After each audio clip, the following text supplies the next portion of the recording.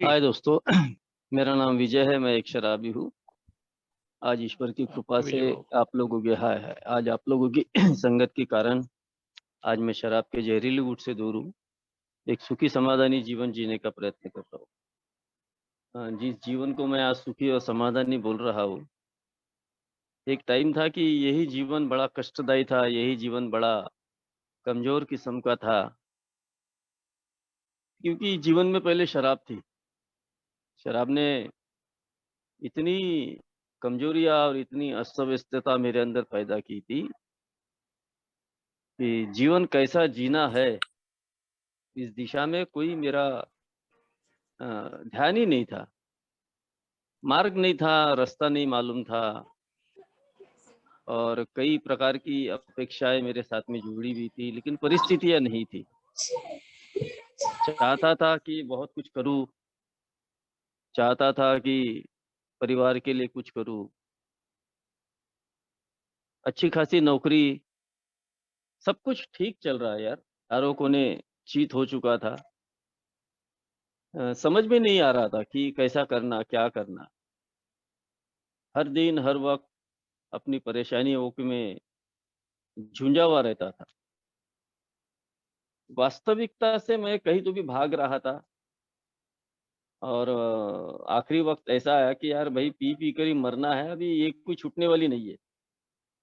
ये सही में मेरी वास्तविक परिस्थिति थी कि पी कर ही मरना है, अभी कुछ नहीं। बहुत ही भयंकर स्थिति आ चुकी थी। कई बार दारू पीने के बाद ऐसी खतरनाक जगह में जाता था कि मुझे पता था कि यार ज़िंदा रह के क्या करना है अपने। पहाड़ियों पे चढ़ जाना, पेड़ पे चढ़ जाना, कूद जाना ऊपर से, कई बार पैर तोड़ के बैठा हूँ।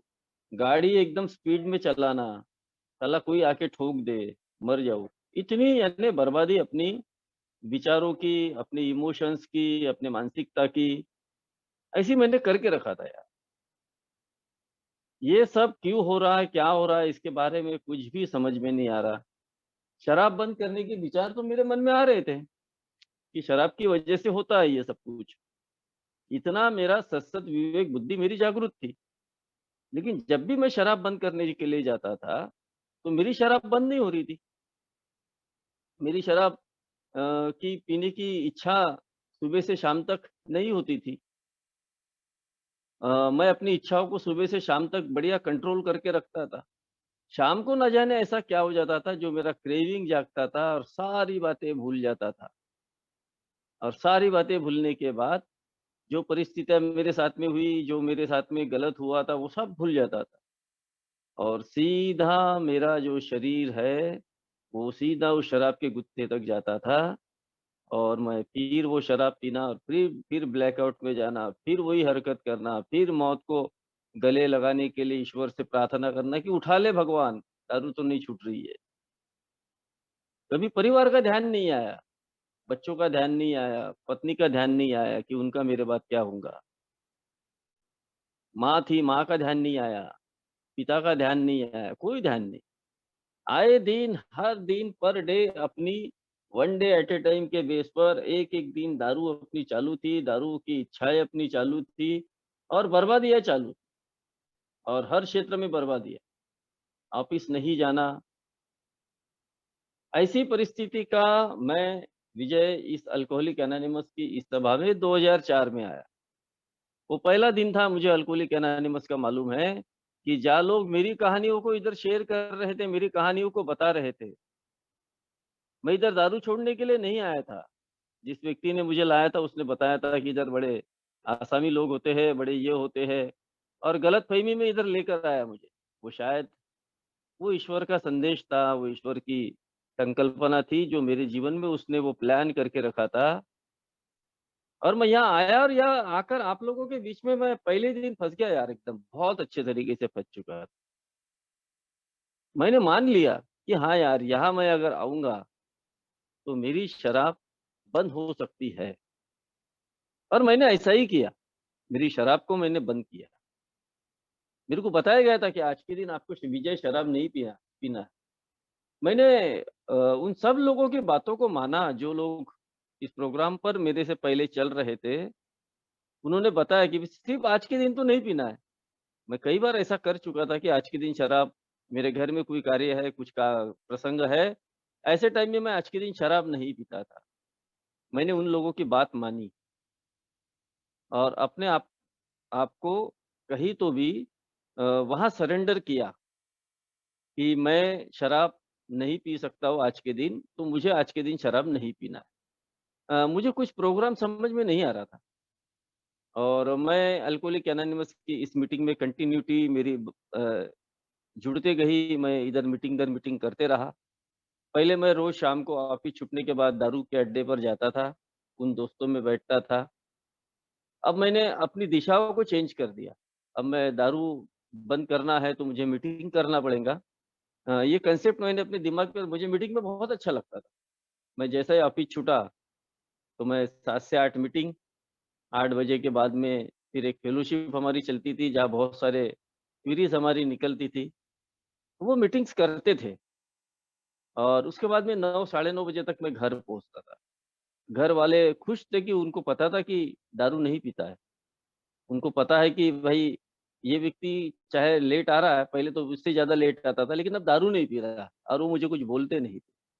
मैं चुपचाप अपना खाना खाना, सो जाना। प्रोग्राम मेरे को यहीं तक के मेरी बीमारी मुझे अच्छे तरीके से समझाता है। यहाँ मुझे बताना चाहता है कि ये बीमारी मेरे मानसिकता को लगी है। मेरे अंदर इस बीमारियों ने शारीरिक रीत्या, मानसिक रीत्या कई ऐसी कमजोरियाँ मेरे अंदर पैदा हो चुकी है। जिस बात को मानना ये मेरे जैसे शराबी के लिए बहुत अनिवार्य है, मेरी अपनी इन्वेंटरी लेकर, कि भाई सही में मैं ऐसा हो चुका हूँ क्या? तो मैंने मेरे इन्वेंटरी में पाया कि मैं बहुत सारे क्षेत्र में अपने आप को बर्बाद कर चुका था। बहुत सारे क्षेत्र में मेरे बर्बाद हो चुके थे। मेरा शरीर बर्बाद हो चुका था, मेरी मानसिकता बर्बाद हो चुकी थी। लेकिन उसके बावजूद भी मैं अपने आप को थोड़ा बढ़-चढ़ कर मान रहा था, होशियार मान रहा था। मैं ये समझ रहा था कि मैं दारू नहीं पी रहा था करके ये था, लेकिन अब मैं ठीक हूँ। ये शायद मेरी अंदर की कमजोरी थी जो मुझे बार-बार ये बात मानने देने के लिए तैयार नहीं थी। वो जो अल्कोहलिक एनोनिमस ने एक पार्ट बोला है कि डिसीज़ ऑफ डिनायल, कि मैं गिर रहा हूँ, पड़ रहा हूँ, फूट रहा हूँ, आए दिन बर्बाद हो रहा हूँ। परिवार में कलह चल रहा है, परिवार के साथ में मेरा पट नहीं रहा है, परिवार के लोगों को मेरी दारू अच्छी नहीं लग रही है। मैं आए दिन कुछ न कुछ ऐसी हरकत कर रहा हूँ, मुझे पता है कि दारू पीकर मैं आज नहीं कल मरने वाला हूँ। मैं मौत माँग रहा था ना, मैं तो पहाड़ियों पे चढ़ जाता था, पेड़ों पे चढ़ जाता था, वो उधर जाता था। मेरी मानसिकता कितनी खराब हो चुकी थी। वो नागद्वार कहता था, कुछ नहीं होता, गिर गए तो यही मर जाएँगे, यही सब कुछ हो जाएगा। तो ये जो मेरी मानसिकता खराब हो चुकी थी, तो इतना सब कुछ होने के बाद में भी मेरे जैसा व्यक्ति कुछ पार्ट को मानता है, कुछ पार्ट को ये बोलता है कि नहीं, नहीं, नहीं, मेरे साथ में इतना नहीं हुआ। ये डिसीज़ ऑफ डिनायल है। जो अल्कोहलिक एनोनिमस ने मेरे को बहुत ही अंदर तरीके से बताया कि भाई आप इसको मानो या ना मानो, लेकिन ये आपकी चॉइस है। अगर आप इसको मानते हो, तो आप अपने इस पर काम कर सकते हो। अगर आप नहीं मानोगे कि ये बीमारी मुझे नहीं हो चुकी है, ये सब कमज़ोरियाँ मेरे अंदर नहीं है, तो शायद ये प्रोग्राम मैं आगे लेने के लिए तत्पर ये नहीं रहूँगा और मैं अपनी मटल मस्ती में उड़ता रहूँगा। एक्चुअली देखा जाए तो एक शराबी की वास्तविक परिस्थितियों को जान लेना उसका अपना नैतिक जवाबदारी है। क्योंकि डॉक्टर के पास में मैं जब भी जाता हूँ, तो मैं आज भी गया था, वो जैसा बताता है मैं बड़े गौर से सुनता हूँ और वो जो बोलता है कि ये दवाई इतने बजे लेना, अगर मुझे नहीं समझी तो मैं 10 बार उसको पूछता हूँ। ये क्रीम इधर लगाना, ये क्रीम ऐसा करना, वो करना, ये ब्लड रिपोर्ट ये करना, इसका रिपोर्टिंग ये है। आपको ये करना पड़ेगा। मैं पूरा सुनता हूँ। क्योंकि उस वक़्त मेरा जो माइंड है बड़ा शार्प रहता है, बड़ा मेरे ऊपर मैं मेरी फ़िक्र करता हूँ मैं। मेरे लिवर की फ़िक्र करता हूँ, मेरे माइंड की फ़िक्र करता हूँ। लेकिन शराब एक ऐसी चीज़ है, वो मुझे हर एक फ़िक्र से आज़ाद कर देती है। वो मेरे को मेरे जीवन जीने की शैली से दूर कर देती है। ये बात मेरे साथ में बहुत बार हुआ। कि दोस्त मेरे जो थे, वो मुझे इतना अच्छा कन्विंस करते थे कि विजय थोड़ी-सी पी ले कुछ नहीं होता। ये तो बात मुझे पता नहीं थी कि भाई थोड़ी-सी पीने के बाद में मुझे और लगेंगी। तो मैं थोड़ी-सी पीने जाता था और पीता था और पीता था। वो तो यहाँ के पता चला कि भाई ये एक फिज़िकल एलर्जी है। ये एलर्जी मुझे हो चुकी है और इस एलर्जी में मैं फँस चुका हूँ। अब ये कभी ठीक होने वाली नहीं है। इसको मुझे 1 दिन के हिसाब से रोक कर ही रखना पड़ेगा। अब ये सब चीज़ें मैं रोकने के लिए सक्षम रहा। आज भी मैं कई बार कुछ चीज़ों को मानता हूँ कि भाई हाँ, ये चीज़ मैंने करना चाहिए, वो चीज़ करना चाहिए। आज वो विवेक जागृत है। लेकिन अर्ली रिकवरी में मेरे जैसे शराबी के साथ में ऐसा क्या हो जाता कि मैं कुछ चीज़ों को मानकर कुछ चीज़ों को नहीं मानता हूँ, कुछ चीज़ों को मैं डिनायल करते रहता हूँ। ऐसा क्या हो जाता? ये मेरे को समझ में नहीं आ रहा। मेरा अर्ली रिकवरी में कुछ ऐसी ही गड़बड़ियाँ हुई। मेरे एक्सपेक्टेशन बहुत ज़्यादा थे। मेरे जो स्वप्न, जो ख्वाब है, वो बहुत ज़्यादा तीव्र गति से मेरे ऊँचे थे। मैं शायद अपने आप को दुनिया के सामने एक बढ़-चढ़ कर बताने वाला व्यक्ति था। मैं बहुत सारी चीज़ों के बारे में अपने आप को कहीं तो भी पीछे हटते हुए देखना नहीं चाहता। यार ये क्यों हो रहा था? ये क्या हो रहा था? शायद मैं प्रोग्राम को सिर्फ़ ऊपरी तौर पर समझा था। प्रोग्राम के गहराई तक मैं नहीं गया था। अब प्रोग्राम के गहराई तक नहीं जाना, इसका पीछे का कारण एक ही है, मेरे अंदर में छुपा हुआ वो अहंकार। वो मुझे किसी चीज़ को मानने नहीं देता। मुझे अगर कोई व्यक्ति शेयरिंग करते रहता है, तो मुझे ऐसा लगता है ये क्या बोलेगा? ये क्या बताएगा? अरे भाई कौन व्यक्ति कब क्या बोलकर मेरी ज़िंदगी का टर्निंग पॉइंट बनेगा ये मुझे नहीं मालूम। एक्चुअली प्रोग्राम मुझ में बदलाव लाना चाहता था।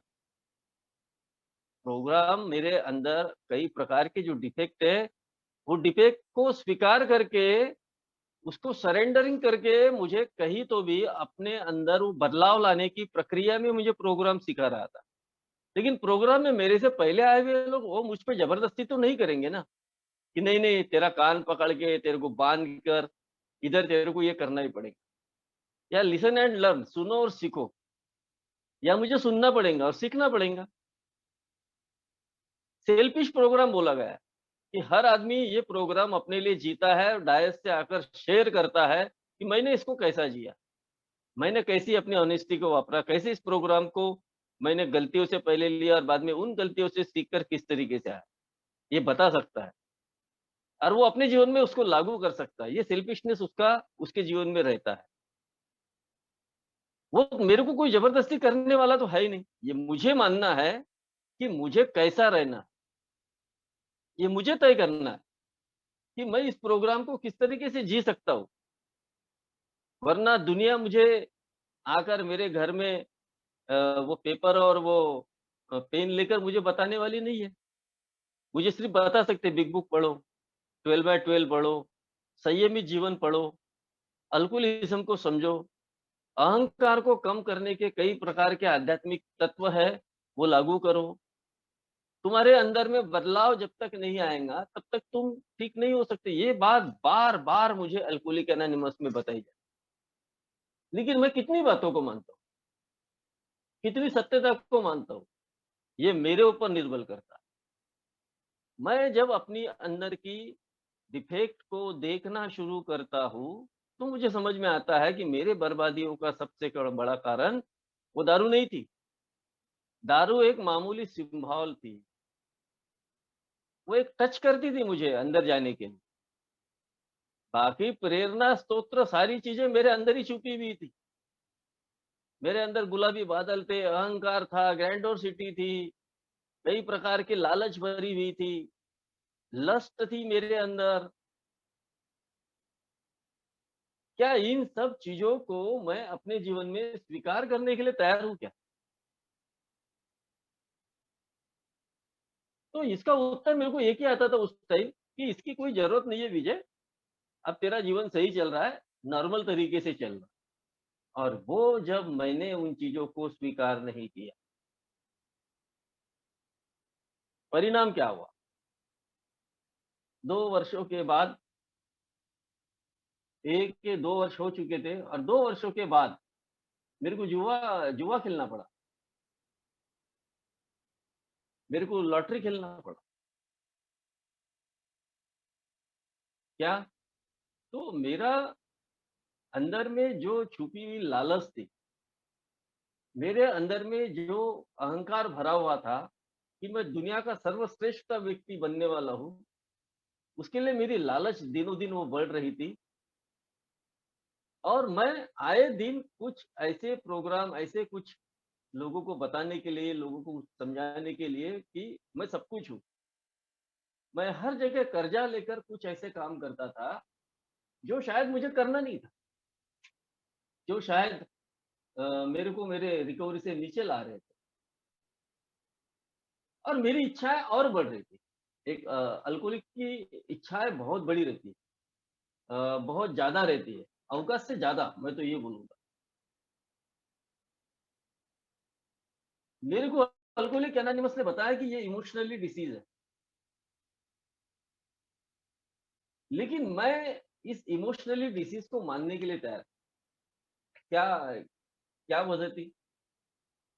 वजह एक ही थी यार कि मेरे को ऐसा लग रहा था कि जो परिस्थितियों को मैंने बर्बाद किया हूँ, अब उन परिस्थितियों को ठीक करके मैं अपनी तथा अपने परिवार के इच्छाओं का मैं पूर्णतः पालन करते हुए मैं उनको एक अच्छी चीज़ें मैं देने का प्रयत्न करता।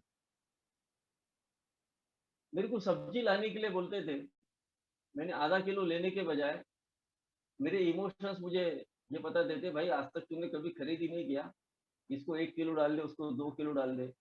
जहाँ मैंने ₹100 खर्चा करना था, वहाँ मैंने ₹300 खर्चा करके आया। मेरे को बताया था कि एक ड्रेस होना है, मैं 2 ड्रेस खरीदने की चिंता ये कर ये घमंड था मेरे अंदर का कि मैं अब सब कुछ कर सकता हूँ। लेकिन पैसा जब तक के है, तब तक के आदमी सब कुछ अपनी इच्छाओं को पूरा कर सकता है। अपनी इच्छाओं को त्यागता नहीं है और मैंने अपनी इच्छाओं को पूरा करने के लिए घर बनाया, कर्जा लिया, गाड़ी लिया, टीवी लिया, फ्रिज लिया, सब कुछ कर दिया। ये सब मेरी इच्छाएँ थी। ये सब करना मेरी अंदर की इच्छाओं को ये जागरूक कर रहा था। मेरे अंदर की कमजोरियाँ, मेरे अंदर के इमोशन परिवार के लोगों को नहीं बता रहा हूँ कि ये सब मैं कर्जे से कर रहा हूँ। परिवार के लोग ये सोच रहे थे कि चलो पत्नी ये सोच रही थी कि आदमी ने शराब बंद कर दिया है, तो अब ये सही जो कर रहा है तो करने दो। उसने कभी इंटरफेयर नहीं और जब मैं एए में मेरे को 3 साल, साढ़े 3 साल हो चुके थे, तब घर वालों को पता चला कि ये इसने सब बकवासगिरी किया है। इसने आज तक जो भी किया है, वो सब कुछ कर्जे पर किया है। अब रो रहा है ये पकड़ के, सर पकड़ के। यानी एक शराबी अपने अंदर के डर को छुपाने के लिए, अपनी कमजोरियों को छुपाने के लिए, इस प्रकार से अपनी इच्छाओं को पूरा करने के लिए किस तरीके से अपनी वास्तविक परिस्थिति से भटक कर एक गलत दिशाओं में जाता है, ये उदाहरण मेरे को इधर अच्छे से समझने के लिए मिले मेरे अपने खुद के अनुभव। जबकि अल्कोहलिक एनोनिमस मुझे ये सब चीज़ें करने से रोकती है। अल्कोहलिक एनोनिमस मुझे ये बताना चाहती है कि भाई ज़िंदगी में शराब पीने के वक़्त तुमने जो किया है, वो तुम्हारे अपना खजाना है, तुम्हारा अपना एसेट है। उन अनुभवों से आप सीखो, उसकी आप इन्वेंटरी लो कि आप कहाँ गिरे, कैसे गिरे, किस तरीके से आपने अपनी बर्बादी किया है। आपने अपनी इच्छाओं को पूरा करने के लिए आपने क्या-क्या नहीं किया है। ये बात मैं सुनने के लिए तैयार नहीं रहता। ये बात मैं समझने के लिए तैयार नहीं रहता। मैं आए दिन मेरे इमोशंस मेरे को यही बात बताते हैं कि अपनी इच्छाओं को त्यागने की ज़रूरत नहीं है और फिर एक दिन ऐसा आता है कि मेरे जैसा कमज़ोर शराबी जब इतने सारे कर्ज़े, इतने सारे गलत चेंजेस मेरे अंदर जब आना शुरू होते हैं, दारू नहीं पी रहा हूँ, जुआ खेल रहा हूँ, लॉटरी खेल रहा हूँ, लस्ट है, सब कुछ है। तो एक दिन मैं दारू का प्याला लेकर घूम रहा हूँ। दारू की वो बोतल लेकर घूम रहा हूँ और शराब कब पीऊँगा इसकी कोई गारंटी नहीं। ये मेरे साथ में तो हुआ। और फिर आए दिन मेरा वो चिड़चिड़ापन, मेरा वो गुस्सा, हमेशा वो तत्परे तैयार रहना, ये सब यार क्या कारण क्या था? कारण एक ही था, लालच। कारण एक ही था कि मैंने अपनी इच्छाओं को पूरा करने के लिए वो जो लालच भरी थी और वो लालच को पूरा करने के लिए मैंने शायद कई लोगों से झूठ बोला। यानी देखो एक डिफेक्ट को पूरा करने के लिए कई प्रकार के डिफेक्ट अंदर पैदा होते। मेरे को रोज़ झूठ बोलना पड़ता था। मेरे को रोज़ कहीं न कहीं लोगों को टोपी पहनाना पड़ता था। लोगों से झूठ बोलकर मुझे सोसाइटी में भी पैसा लेना पड़ता था। मैं रोया हूँ, झूठा रोया हूँ। क्यों रोना आया मेरे अंदर? इसका उत्तर मैं आज अगर ढूँढता हूँ तो मेरे को समझ में आता है कि मैंने अपनी इच्छाओं को पूरा करने के लिए ये सारी हरकतें किया। अब अल्कोहलिक एनोनिमस मेरे को यह विरोधाभास एक बात बताती है कि अपनी इच्छाओं को त्यागो। अगर आप अपनी इच्छाओं को ही पूरा करने के लिए सारा जीवन पड़ा है, पहले अपनी सोब्राइटी की इच्छा पूरा करने के लिए अपना जीवन लगाओ। अपनी इच्छाओं को पहले 12 कदमों की तरफ ध्यान दो, अपनी इच्छाओं को पहले आध्यात्मिक तत्वों की तरफ ध्यान दो। क्या मैं ये सुनने के लिए मेरे कान खुले हैं? आज मैं कह सकता हूँ कि हाँ, ये मेरे कान खुले हैं। आज ऐसा नहीं कि मेरे अंदर की इच्छाएँ मर गई है। मेरे अंदर आज बहुत सारी इच्छा है। लेकिन आज मैं उस अपनी मानसिक अवस्था को समझ चुका हूँ। मैं अपने अंदर की उन कमजोरियों को समझ चुका हूँ। इस मीटिंग की वजह से, इस मीटिंग में रोज़ सुनने की वजह से, रोज़ मैं सुनता हूँ। सुनने की वजह से मेरी अंदर की क्या-क्या कमजोरियाँ है और उन कमजोरियों पे मस्ट मेरे को काम क्यों करना है, ये बात मेरे को समझ में इधर आई। आज मेरे जेब में कितना पैसा है, मेरा बैंक बैलेंस कितना है, मेरे को अब उन दिशाओं में देखने की ज़रूरत नहीं पड़ती। क्योंकि अब मैंने अपनी इच्छाओं को कम करना शुरू किया, अब अपनी इच्छाओं को सैक्रिफाई करना शुरू किया। मेरी इच्छा थी कि बड़ी एक गाड़ी लेने का, कार। मैंने उसका प्लानिंग भी कर लिया था, पैसा भी था। मेरी बीवी ने मेरी इच्छाओं को वहाँ आकर एक उँगल फँसा दिया। उसने बताया मुझे समझा कर। पहले वो समझाती नहीं थी, उसको मालूम मालूम नहीं था ना मेरे बारे में। अब वो मेरे बारे में जान चुकी है। उसने बताया कि अपने को बेटी की शादी करना है। अब बात को मैं समझ गया। वहाँ जो मेरी इच्छा थी उसको मैंने खत्म कर दिया, सैक्रिफाई किया कि नहीं, ये जो बोल रही है ये सही बोल रही है। मैंने सारा का सारा पैसा उठा के उसके हाथ में दे दिया। मैं बहुत पैसे वाला हूँ, ये बात मैं बताने की कोशिश नहीं कर रहा हूँ, लेकिन मैं मेरी जो इच्छाएँ तो मेरी पैसा आज भी पैसा मेरी कमज़ोरी है। मेरे हाथ में अभी भी थोड़ा-सा ज़्यादा पैसा आ जाए, तो मेरी इच्छाओं को और रास्ते निकल जाते हैं। मैं सैक्रिफाई की भावना भूल जाऊँगा, उस पर मैं काम करना भूल जाऊँगा। मैं पुरानी गाड़ी चला रहा हूँ। कई बार मन में अगर कोई अच्छी नई गाड़ी किसी की दिखी, तो मेरे मन में वो इच्छा पैदा हो जाती है कि मैं यार एक नई गाड़ी मैं भी ले लूँ। लेकिन फिर एक आवाज़ अंदर से आती है कि विजय ये सब तुम कर चुके हो। इसी को पैसे लगाओ थोड़े से और चलाओ। महीने के 5,000 बचेंगे। आगे चलकर बड़ा काम करना है। ये सतसत विवेक बुद्धि, ये सतसत विवेक बुद्धि इसीलिए मेरे अंदर पैदा हुई कि मैं अपनी मानसिकता को कहीं तो भी पहचानने के लिए सक्षम रहा, अल्कोहलिक एनोनिमस की इस सभा में निरंतर मीटिंग करने के कारण। मैं अपनी कमजोरियों को कहीं तो भी शारीरिक जो अंदर की जो कमजोरियाँ थी उसको समझना मैंने चाहा, इसलिए मैं इन चीज़ों पर काम करने के लिए सक्षम हूँ। अब कई बार ऐसा हो जाता है कि कुछ चीज़ों की इच्छाएँ मेरे अंदर मौजूद रहती है। वो इच्छाओं पर मैं सैक्रिफाई कर नहीं सकता। लेकिन यहाँ अल्कोहलिक एनोनिमस ने मेरे को बताया, बहुत अगर ज़रूरी है कि भाई ये करने के बगैर मेरा होगा ही नहीं, तो मैंने वो चीज़ अवश्य करना चाहिए। अब मेरी अंदर की जो कमज़ोरियों के बारे में जो मैंने बताया, वो मेरी वास्तविक परिस्थिति है।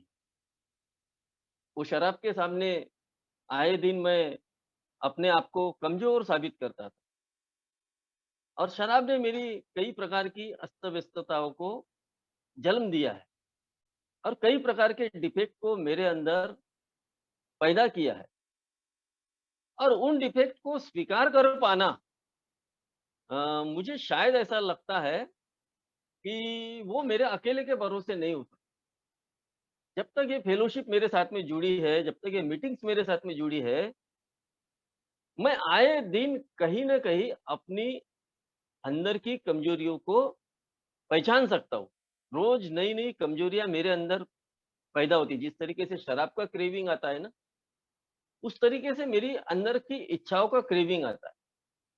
और एक टाइम था यार कि मेरी अंदर की इच्छाएँ मर चुकी थी सारी, होप मर चुकी थी, जब मैं शराब पी रहा था।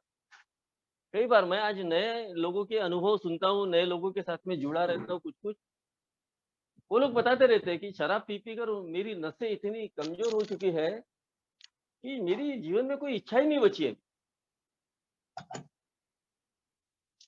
एक व्यक्ति ने मुझे बताया था कि यार मैं तो मौत माँग रहा हूँ, बस मौत ही मेरी इच्छा है। मैं बोला ये तो मैं भी कर रहा था भाई, इसमें क्या है नई बात? लेकिन शराब से दूर होने के बाद मेरी जीने की इच्छाएँ बहुत तीव्र हो जाती है और जीने की इच्छाएँ हर एक आदमी के अंदर होना कितना ज़रूरी है, ये अल्कोहलिक एनोनिमस का प्रोग्राम मुझे बताता है। मेरे परिवार के साथ में मेरा हैप्पीनेस, मेरे समाज के साथ में, मेरे यार दोस्तों के साथ में, मेरे अ, कलीग्स जहाँ मैं काम करता हूँ उनके साथ में, एक ए के साथ में, हर जगह मेरी जीने की इच्छा कितनी तीव्र होती है, ये ए मीटिंग, ए सर्विस में आने के बाद में ही मुझे समझ में आता है। मैं अभी हाल ही कुछ 3-4 दिन के लिए बाहर गाँव गया था गाँव में, उधर शादी में गया था रीवा, कटनी, कुछ ऑफ़िशियल हमारे कुछ फ्रेंड्स लोग थे उन्हीं के गाड़ी में गया था। वो सभी के सभी लोग दारू पीने वाले थे। उसमें मैं एक अकेला था कि जो मैं दारू नहीं पी रहा था।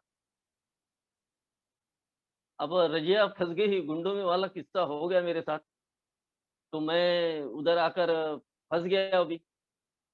लेकिन यार मैंने उनका पीना देखा कि उन्होंने एक बम्पर खोला और वो भी एक जगह स्टे करने के बाद में ही उन्होंने बम्पर खोला और बाकायदा सिर उन्होंने उसमें से आधा खाली किया और आधा ढक्कन लगाकर उन्होंने बंद रखा। और उसी वक़्त मैंने उनको तुरंत बोला कि ये जो तुम लोग जो कर रहे हो ना, ये तुम इस बीमारी में नहीं फँसे हो। लेकिन यहाँ मैं रहता था, तो मैं शायद तुमसे भी ज़्यादा ये पूरी की पूरी बॉटल मैं खाली कर सकता था। ये मेरी बीमारी का सबसे बड़ा कारण। एक अल्कोहलिज़्म में फँसा हुआ व्यक्ति अपने आप को किसी भी जगह पर अगर वो एडजस्ट नहीं कर सकता है, इसका मतलब वो बीमारी के इस चंगुल में फँस चुका है। ये छोटा-सा उदाहरण मुझे समझ में आ जाता है कि मैं इन लोगों के जैसा दारू नहीं पी सकता। ये लोग कंट्रोल ड्रिंकिंग में पी रहे हैं और मैं एक अव्वल नंबर का बेवड़ा हूँ।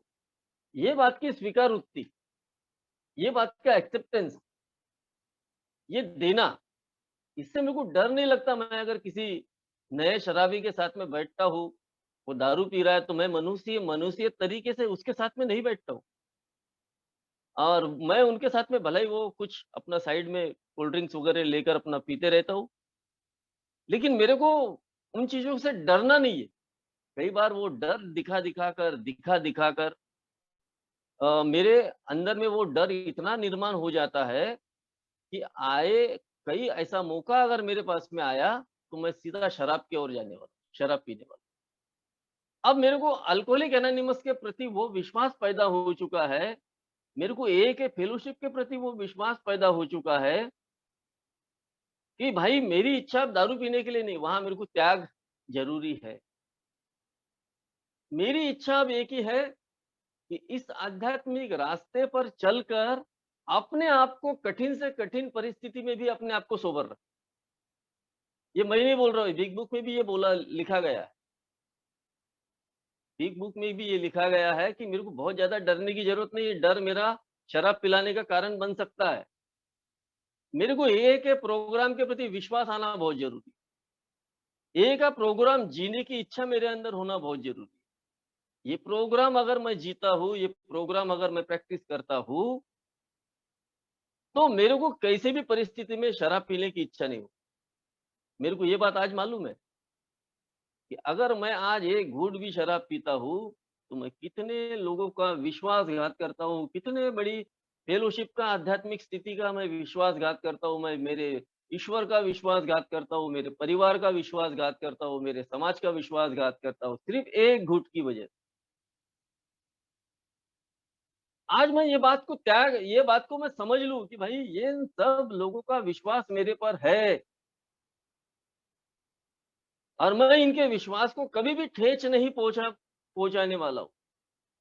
अल्कोहलिज़्म कितना भी खतरनाक हो जाए, कितना भी मेरा ऑब्सेशन बढ़ा रह जाए, कितना भी आकर्षण आ जाए, मैं सिर्फ़ 2 मिनट के लिए इस बात को अपनी बैक साइड में जाऊँ और उसको देख लूँ कि भाई मेरी उस एक घूँट की वज़ह से कितनी सारी बर्बादियाँ हुई थी, मैं मौत के कगार पर पहुँच चुका। ये बात मैं आज भी अपने साथ में कहीं न कहीं वो करते रहता हूँ। क्योंकि अगर मेरे को मालूम है कि मैं कितना भी बड़े से बड़े कई बार ऐसा होता है ना कि हम लोगों को कई ऐसी ड्यूटियाँ, कई ऐसा कुछ इंसिडेंट्स ये जीवन में होते हैं। कई हमारे ऐसे मेंबर्स हैं जो बियर बार में काम करते हैं, सोबर है। उनसे वो चीज़ सीखना है कि डरना नहीं है भाई दारू से। डर अगर रहूँगा डरना मुझे कहाँ है? डरना मेरे डिफेक्ट को है। मेरे डिफेक्ट कितने खतरनाक है उसको मुझे ढूँढना है। वो जैसा-जैसा मैं मेरे डिफेक्ट को ढूँढता हूँ, तो मेरे को समझ में आएगा ये प्रोग्राम क्या है। अरे प्रोग्राम सिर्फ़ शराब का नहीं है। ये प्रोग्राम मेरे 12 कदमों को मेरे इच्छाओं से उसको लेना बहुत ज़रूरी है। मेरी अस्त-व्यस्तताओं को जानना, मेरे अंदर के विश्वास को जगाना, ईश्वर पे फ़ेथ करना, ईश्वर के ऊपर अपना जीवन सौंपना, अपने सारे अंदर के गुनाहों को आगे एक कागज़ पर लिख कर उसको रखना, ईश्वर के साथ में मैं प्रेयर करना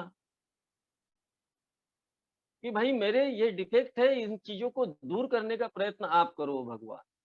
और मैं ये जब करते रहता हूँ, दुनिया के सामने दुनिया को मैं ये बताना चाहता हूँ कि मैं आज माफ़ी माँगने के योग्य व्यक्ति हो चुका हूँ और जब मैं माफ़ करता हूँ, माफ़ी माँगता हूँ, तो यार मेरे को मेरे जीवन में ये सब करते-करते बाकी चीज़ों की तरफ देखने का मेरा फुर्सत ही नहीं रहती। ये सब चीज़ मुझे मेरे जीवन में करना अनिवार्य है। सजेशन के तौर पर सजेस्टिव स्टेप बोला गया है, किसी को ज़बरदस्ती नहीं किया है। लेकिन इसको करने से मेरे अंदर कहीं तो भी वो एक आध्यात्मिक जागृति होती है, आध्यात्मिक एक प्रगति होती है और मेरे अंदर विश्वास मेरा और तेज होता है। अब मुझे जैसा-जैसा इन आध्यात्मिक प्रगति के रास्ते पर मैं चलता हूँ, तो मेरे को अब उन चीज़ों की आवश्यकता नहीं पड़ती है। अब उन चीज़ों का सैक्रिफाई करने का भाव मेरे अंदर आना शुरू हो जाता है। अब मेरी इच्छाओं को मैं कंट्रोल में करना सीख लेता हूँ। अब मैं लेट गॉड करना मैं जान लेता हूँ। अब मैं किसी का बदला लेने के लिए मैं तत्पर या तैयार नहीं रहता हूँ।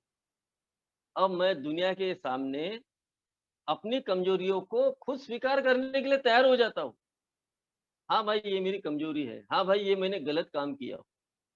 यानी मेरे द्वारा किए गए गलत काम को मैं अब स्वीकारोक्ति का भाव मेरे अंदर आ जाता है। अब मैं लोगों को जैसे है वैसे स्वीकारना शुरू कर देता हूँ। क्योंकि अब मैं कदमों के साथ में चलकर एक बढ़िया तरीके से प्रैक्टिसिंग अल्कोहलिक बनता हूँ। ऐसा नहीं कि रोज़ मेरे जीवन में प्रॉब्लम्स नहीं आएँगे, प्रॉब्लम्स आएँगे। अब वो प्रॉब्लम्स मेरे को शराब की ओर नहीं लेके जाएँगे।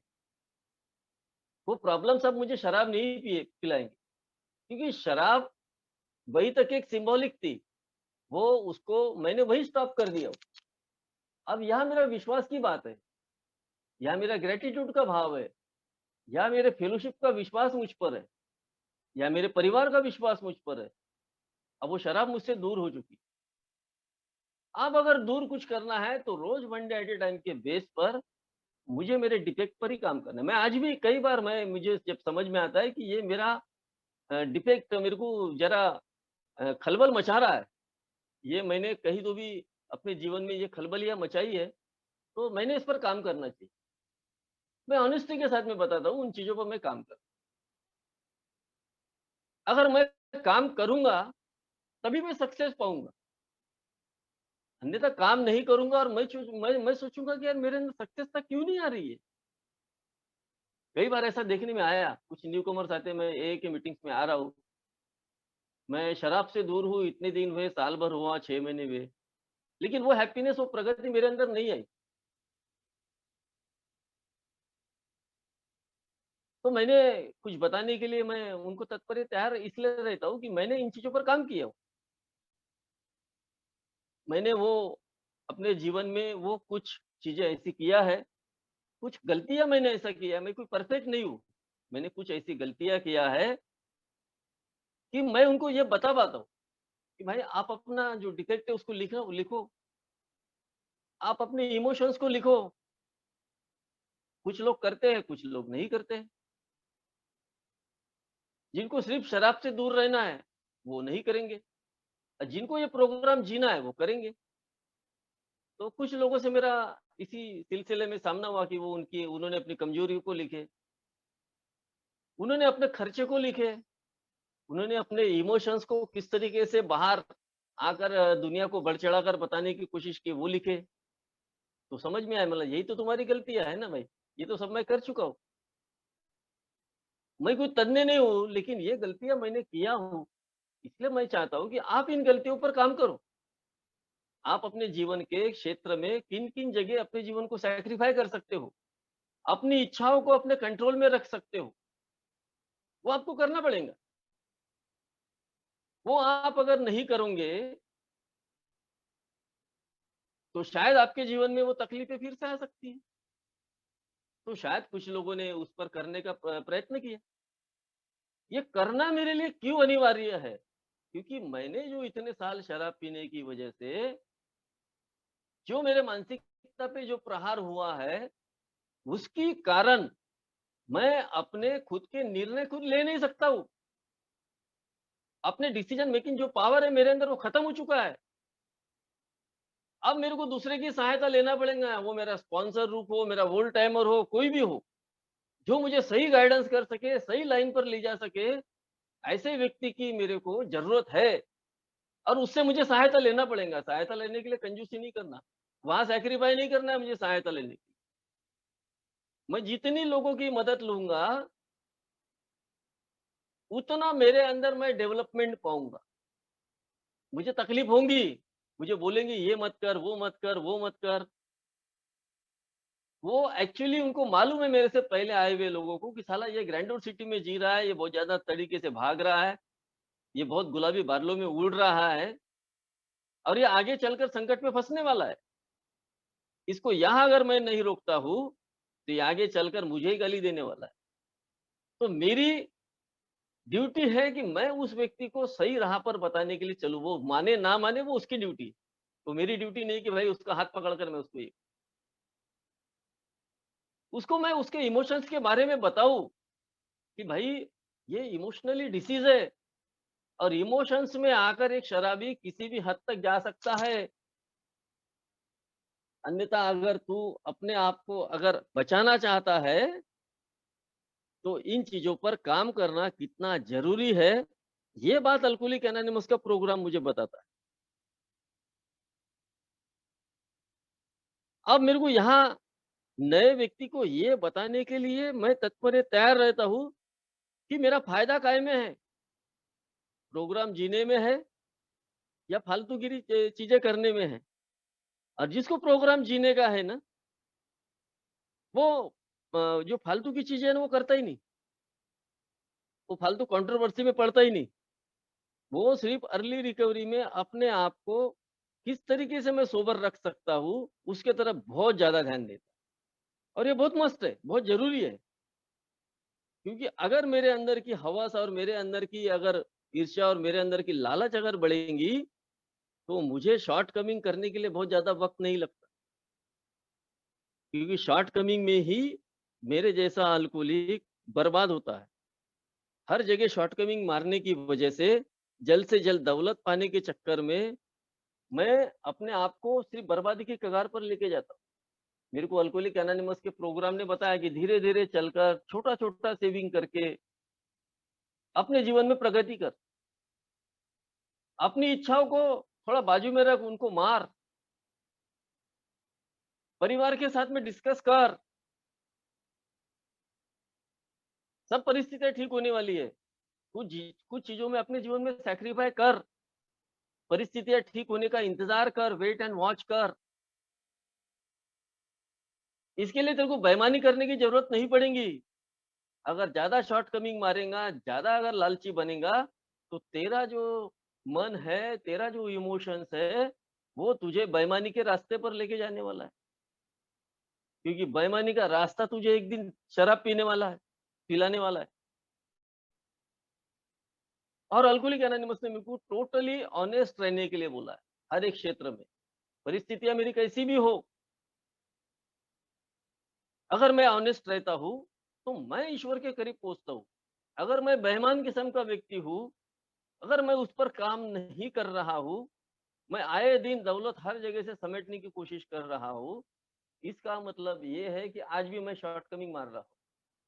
तो ये शॉर्टकमिंग का जो चक्कर है, ये मुझे अल्कोहलिक एनोनिमस यही बताना चाहती है कि मुझे बंद करना पड़ेगा। ये बंद करूँगा तभी तो मेरे डिफेक्ट पे मैं काम कर सकूँगा ना। क्योंकि ये शॉर्टकमिंग और ये जो लॉटरी, सट्टा, जुआ ये जो है ना, ये मुझे आए दिन कर्जे में फँसाते रहते हैं। ये आए दिन मेरे दिमाग को शांत नहीं रखते। आए दिन मुझे ये लालच का फंडा मेरे को गुस्से की ओर लेके जाता है, पागलपन की दिशा में लेके जाता है। मेरे मन से दया खत्म हो जाती है दूसरों के प्रति। मैं एक अंधा व्यक्ति बन जाता हूँ, अंधा। सिर्फ़ अपने बारे में सोचता हूँ, सेल्फिशनेस, अपना ये स्टेटस कैसा हो, अपना वो कैसा हो, इसके बारे में बहुत ज़्यादा मैं सोचते रहता हूँ। तो मेरे को अल्कोहलिक एनोनिमस ने बताया कि भाई ये 420 जो वाले काम है ना, ये पागलपन की हरकतें, ये बहुत करके आए हो तुम विजय, इसको बंद करो और पूरी तरीके से ऑनेस्टी से अपने ईश्वर के करीब, अपने अध्यात्म के तत्व से उस ईश्वर के करीब पहुँचने का मार्ग ढूँढो। वही तुमको तुम्हारे जीवन का सही रास्ता दिखाएँगा। ये तुम्हारे ये डिफेक्ट है, ये तुमको सही रास्ते पर नहीं लेकर जाएँगे। बहुत खूब अच्छे तरीके से प्रोग्राम को बनाया गया है। अरे प्रोग्राम काम करता है। मेरे जैसे इतने बड़े पापी आदमी को मैं ये बोलूँगा कि इस प्रोग्राम ने पूरी तरीके से चेंज करके रखा है। 90% तो मुझे चेंज किया है, आज भी 10% जो भी डिफेक्ट है, वो धीरे-धीरे करके निकलने वाले हैं। पूरी तरीके से संत नहीं बन सकता हूँ, लेकिन संत बनने के उस मार्ग पर मैं चलकर एक अच्छा व्यक्ति बन तो सकता हूँ। अगर मैं आए दिन अपने आप को फिर वो उस दलदल में अगर फँसाने की कोशिश करता हूँ, तो मेरे को नहीं मुश्किल है कि अब मेरे को दलदल से कोई निकाल सकता है।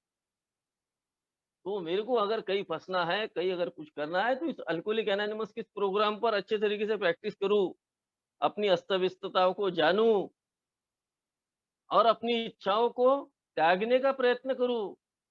मेरी कौन-सी इच्छा है, मेरे को करना ज़रूरी है, उसके बारे में मैं सीखना चाहूँ, समझना चाहूँ।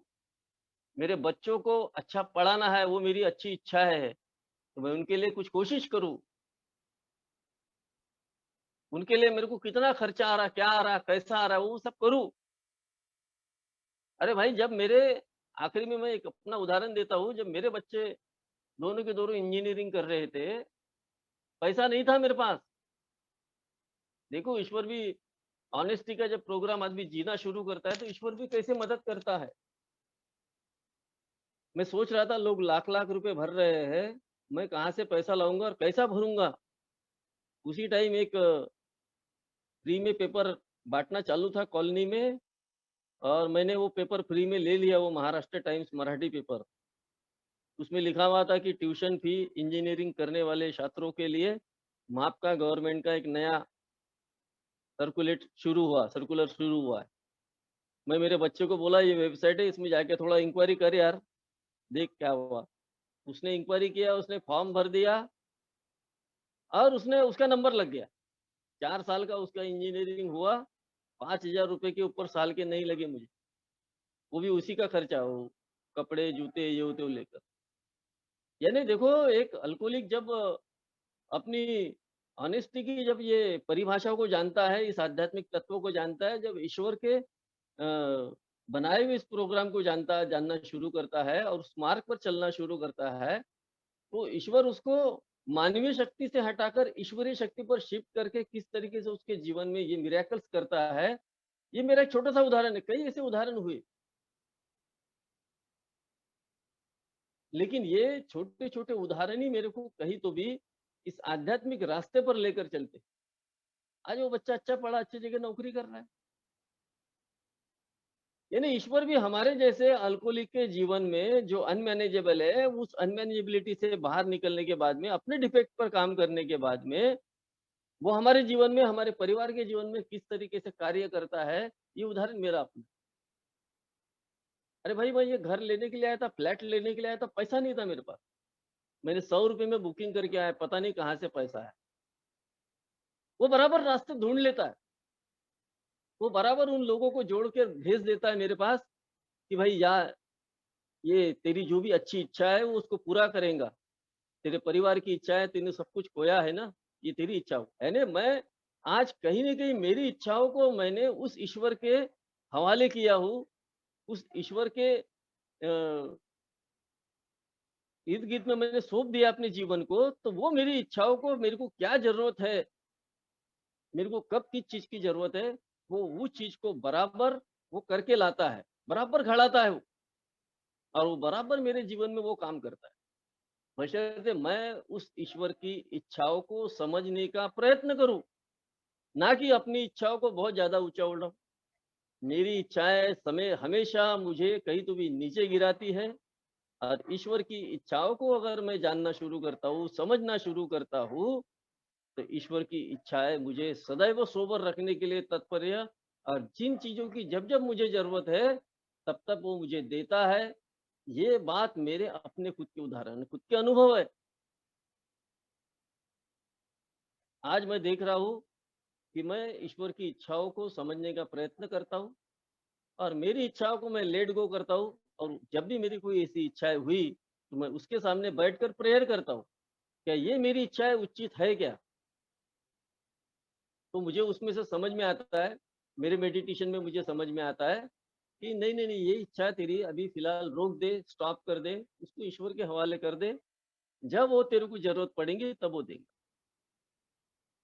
और सही में जब ये प्रोग्राम पर मैं जब ईश्वर की इच्छाओं को समझना, ईश्वर की इच्छाओं को मानना शुरू करता हूँ, तो मेरे जीवन में सही में मिरेकल्स होते हैं। ये मेरे अपने उदाहरण हैं। धन्यवाद सुधीर भाई, आपने मुझे मौका दिया, इसके लिए आपका थैंक यू।